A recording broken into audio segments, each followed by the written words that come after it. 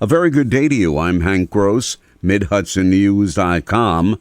It's Wednesday, April 17th. The news today brought to you by the Galleria at Crystal Run. Fire late yesterday afternoon destroyed 6 townhouse units in the Whispering Hills complex in the town of Chester. Chester Fire Chief Tom Marciano said flames were shooting through the roof of one of the buildings when firefighters arrived on the scene. He said the building was completely destroyed when the roof caved in. Rosalie Carroll, her husband and granddaughter, had just moved into their home 6 months ago. She was terrified by the fire. I feel like I'm in a bad dream. All kinds of things are going through my mind. Where we're going to live, what we're going to do. I don't know. The chief said the fire apparently started in a garage of one of the units and spread to the units above. Investigators are looking into whether a car inside that garage sparked the blaze. No one was injured, but the displaced residents were taken to the clubhouse in a local senior center with a Red Cross on hand to help the residents find temporary shelter. The reconstruction of the O&W railway station in Middletown is about to begin in earnest, with the funding mechanism put in place. The project is estimated to cost $6 million, and Mayor Joseph DeStefano says putting all the financing together will commence soon. The bids are due back on April 30th. We are now bonding the gap financing that's required before the tax credits. The fire-damaged shell of the historic building will be redeveloped for child-care facilities, offices, and apartments. Funding is coming from a combination of state and city sources. 2 men have been arrested by the multi-agency Orange County White-Collar Crime Task Force and charged with grand larceny and insurance fraud. As the charges are not bail eligible, both men were released with appearance tickets. 26-year-old Hunter Diaz of Port Richey, Florida, and 51-year-old Brian Dunn of Maybrook allegedly took over $30,000 of workers' compensation checks intended for Dunn's mother, who had previously died.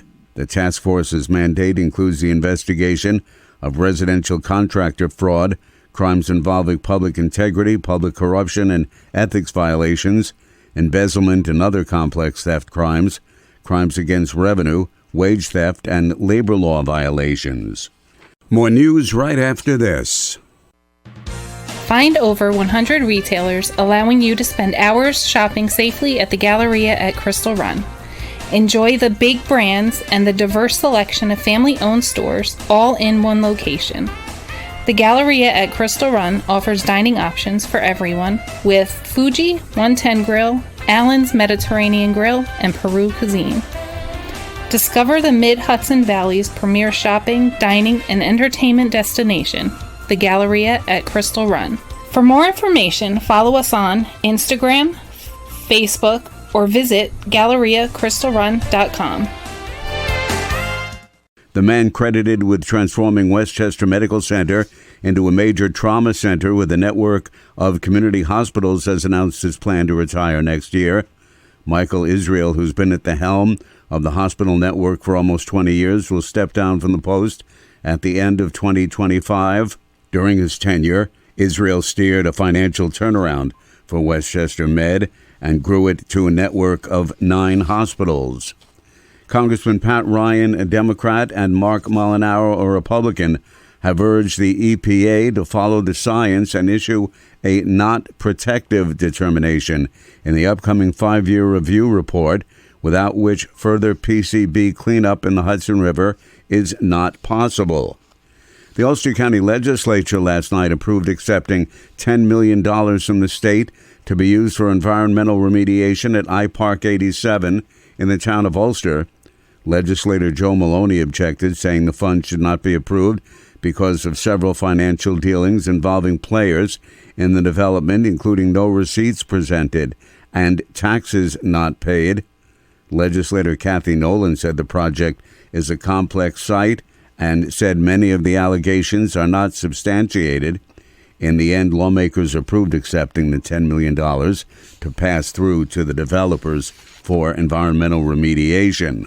A 42-year-old Middletown man, Angel Rodriguez, was sentenced in Orange County Court to 6.5 years in state prison and 3 years of post-release supervision in connection with drug and conspiracy charges. The 2-year-long investigation involved cocaine trafficking in and around the city of Middletown, allegedly committed by Angelica Rodriguez, also known as Jelly, who's 39, of Otisville. Both Rodriguez individuals are believed to have one parent in common. A street fight in the village of Ellenville late Monday night resulted in a teen sustaining a head injury and being airlifted to Albany Medical Center for evaluation.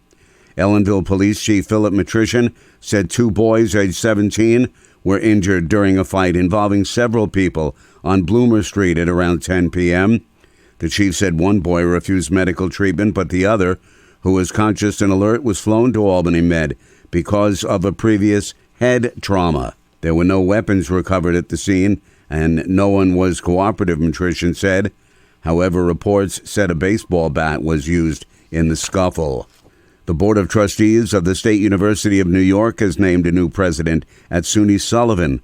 Dr. David Potash comes to the Lac Cheldre campus as the college's 8th president from Wilbur Wright College in Chicago, where he served as president since 2013.